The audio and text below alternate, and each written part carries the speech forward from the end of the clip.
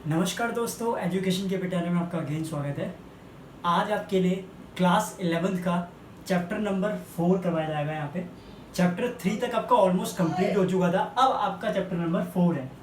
Chapter number 4 कुछ basics हैं accounting की जो थोड़ी सी रह गई थी, जो चैप्टर नंबर 4 के अंदर है। इसके अंदर कुछ एक चीज़ बहुत इंपॉर्टेंट है जो डिफरेंस में पूछा जाता है, वो बताऊँगा क्या चीज़ें होती हैं। कुछ ऐसी चीज़ें इसके अंदर जिसको समझने में बच्चों को कोई दिक्कत आती है, वो कौन सी चीज़ें वो इसमें समझना होती क्या है। 4 पॉइंट हैं, ये 4 पॉइंट को समझने में बच्चे को इतने बार कंफ्यूजन होती है, कुछ कहने की हद नहीं।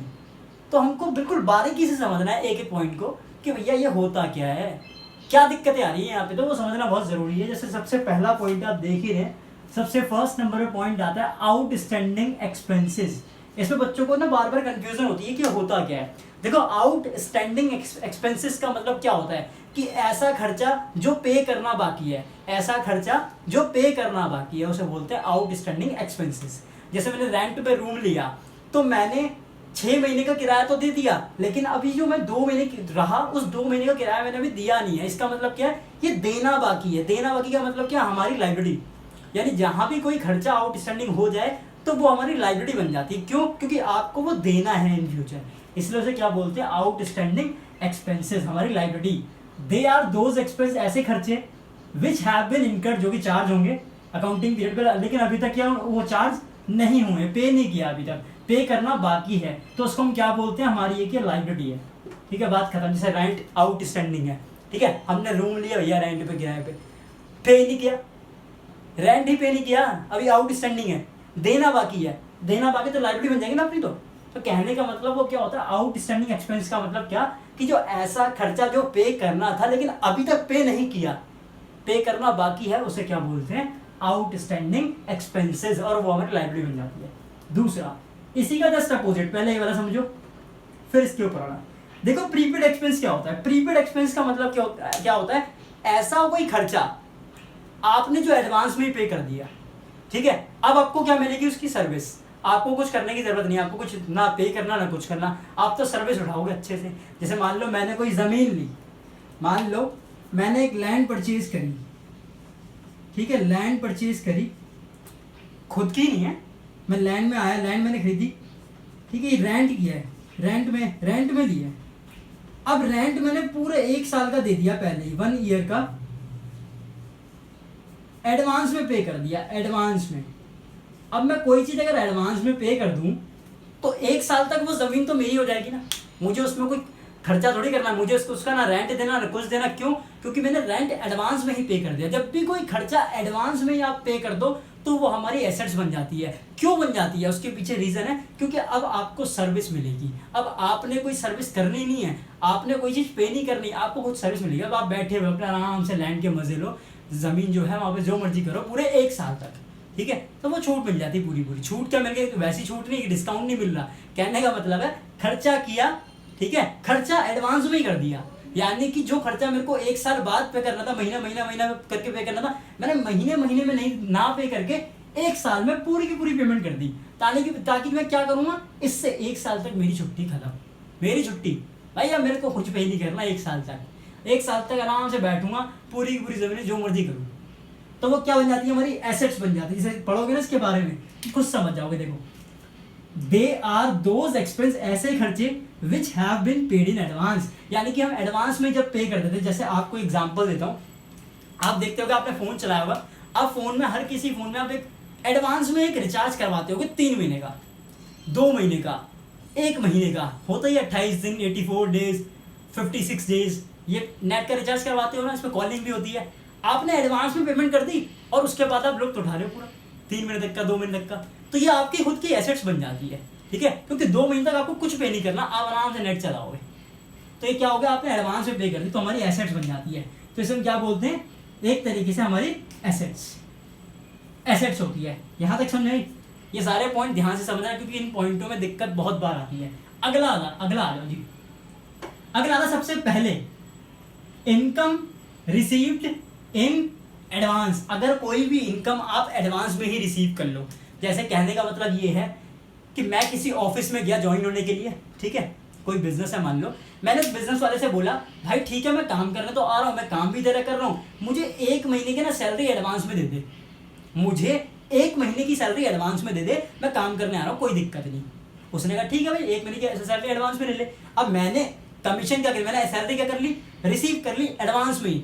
जब मैं एडवांस में रिसीव कर लूंगा तो अब मेरे को सर्विस देनी पड़ेगी। यहाँ क्या था, सर्विस मिल रही थी मुझे, यहाँ पे क्या सर्विस मुझे देनी पड़ेगी, यानी कि अब मुझे उसके बदले काम करना पड़ेगा, सर्विस देनी पड़ेगी। तो यहाँ अपोजिट हो जाएगा, यहाँ पे एसेट थी, यहाँ क्या बन जाएगी लायबिलिटी, क्योंकि आप अब रिसीव कर रहे हो एडवांस में। यहाँ खर्चा एडवांस में पे कर रहे थे तब एसेट्स था, ठीक है। कोई भी खर्चा एडवांस में पे करते हो तो एसेट्स हो जाता है, कोई भी इनकम एडवांस में रिसीव करते हो तो वो हमारी लायबिलिटी हो जाती है, क्योंकि उसके बदले में फिर आपको काम करना है, सर्विस करनी है, ठीक है ना। तो उसे बोलते हैं इनकम रिसीव्ड इन एडवांस, ये हमारी लायबिलिटी बन जाती है। देखो लिखा भी होगा, इट इज एन इनकम, ये ऐसी इनकम होती है which has been received before it has been earn, यानी कि पैसा कमाया है नहीं, पहले ही कर दिया, पैसा कमाया है नहीं, पहले ही पैसा रिसीव कर लिया। अब जब पहले आपने पैसा रिसीव कर लिया है तो उसके बदले में जो पैसा तुमने रिसीव किया उसका काम भी तो करोगे, तो वही क्या हो जाएगी, हमारी लायबिलिटी बन जाती है। उसको हम क्या बोलते हैं, इसको हम लायबिलिटी बोलते हैं कि ऐसी इनकम, यानी कि before it has been earn, यानी कि कमाने से पहले ही हमें वो पैसा मिल जाए, उसे हम क्या बोलते हैं, लायबिलिटी। ये हो गया इनकम रिसीव्ड इन एडवांस। अब वो कोई भी कैटेगरी में हो सकती है, जैसे रेंट रिसीव्ड इन एडवांस, ठीक है, कमीशन रिसीव्ड इन एडवांस, ये सारे इसके एग्जांपल होते हैं, ठीक है।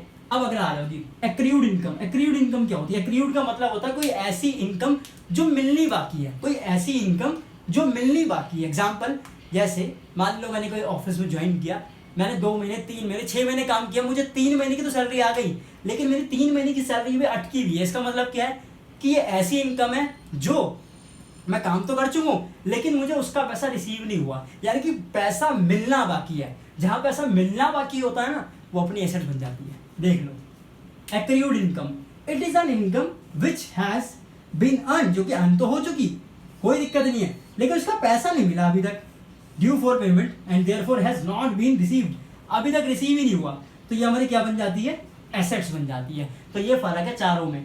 ये आपको पता होना चाहिए कि कोई भी खर्चा आउटस्टैंडिंग हो जाए तो हमारी लायबिलिटी, क्यों, क्योंकि भैया खर्चा पे करना बाकी है। हम लोग जब दे रहे हैं, कोई खर्चा पे कर रहे हो आप, इसका मतलब आपकी लायबिलिटी। कोई इनकम रिसीव्ड हो रही है, ठीक है, कोई रिसीव्ड मिलने बाकी है, तो वो हमारी एसेट्स हो जाएगी। ये देख लो, आउटस्टैंडिंग एक्सपेंस हमारी लायबिलिटी, एक्रीड इनकम हमारी क्या हो जाएगी, एसेट्स हो जाएगी। कोई भी एक्रीड इनकम हो सकता है, ठीक है, वो कोई भी चीज हो जो इनकम मिलनी बाकी है। जैसे एक्रीड इंटरेस्ट, आपने घर पैसा लगाया, पैसा लगाने के बाद आपको इंटरेस्ट अभी मिलना बाकी है, तो वो भी आपकी एक्रीड इंटरेस्ट इनकम के अंदर आता है। Example acrid income.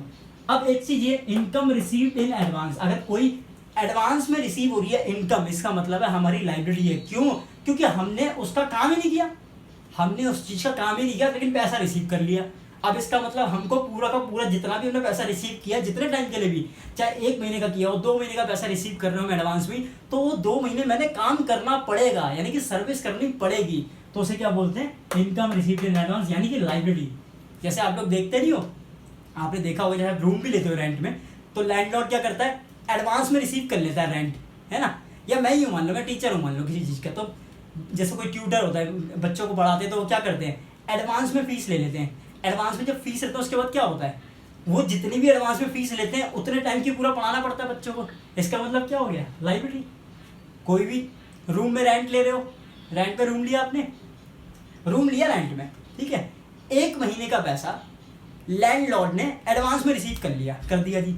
अब वो 1 महीने के लिए वो जो लैंडलॉर्ड हैं उनको रहने के लिए फ्री देगा, बोलेगा भैया रहो, जितना भी आपको रहना है, जो भी खर्चा होगा हम करेंगे यहाँ पे, जो भी मकान का जो भी खर्चा होगा, जो भी पानी वानी का बिल कुछ भी हो वो हम खुद करेंगे। क्यों करेंगे, क्योंकि आपने पैसा लिया है ना भैया एडवांस में, तो उनको सर्विस पूरी की पूरी 1 महीने की आप दोगे।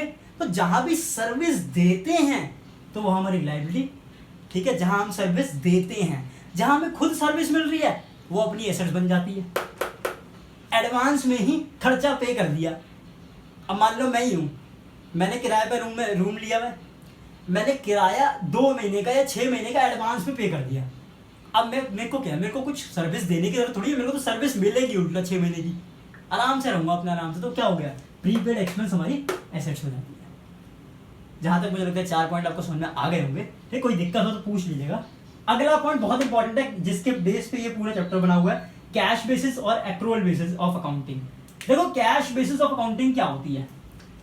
कैश बेसिस ऑफ अकाउंटिंग का मतलब कि ऐसी अकाउंटिंग जहां पे सिर्फ कैश की ट्रांजैक्शन को रिकॉर्ड किया जाता है, जहां पे सिर्फ कैश की ट्रांजैक्शन को रिकॉर्ड किया जाए, उसे हम बोलते हैं, उसे हम क्या बोलेंगे? उसे हम बोलेंगे sir cash basis of accounting. Example देख लो जी, इसका एग्जांपल देखो, सिंपल सा एग्जांपल, जैसे मान लो भैया श्याम नाम है इसका, श्याम क्या कोई भी ले लो, पी मान लो या कुछ भी, P purchase furniture on cash ₹50,000। अगर ये चीज है तो यानी कि अगर कोई भी ट्रांजैक्शन जो कैश से रिलेट करती हो उसे हम क्या कर देंगे?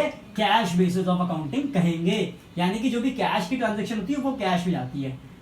अगर मैं यहीं पे बोल दूं, मान लो राम ने परचेज करे गुड्स ऑन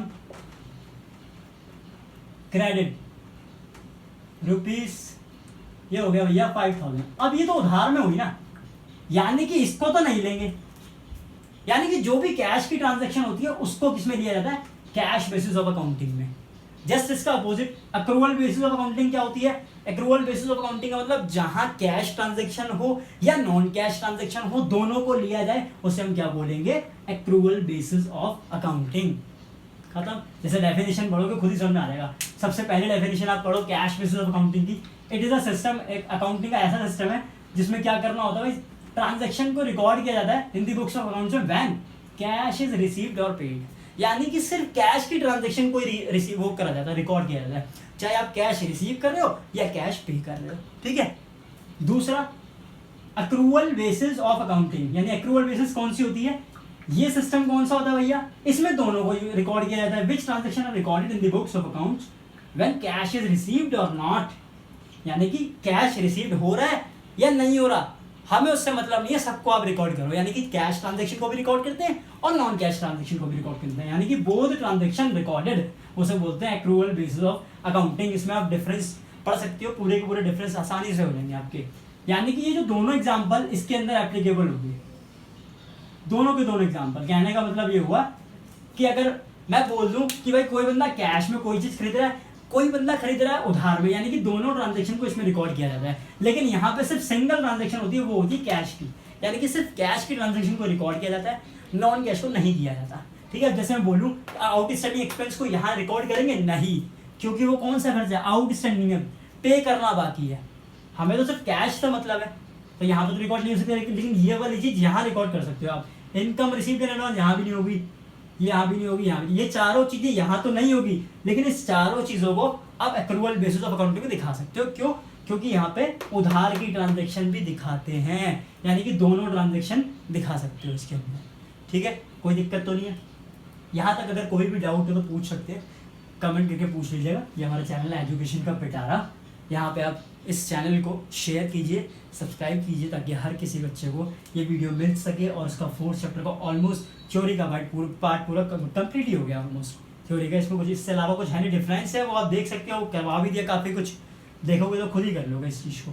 कोई भी डाउट हो किसी भी चीज़ में पूछ लेना। ठीक है, तो आज के लिए सिर्फ इतनी काफ़ी है वीडियो, बाकी नेक्स्ट वीडियो में मिलते हैं आपसे। ठीक है।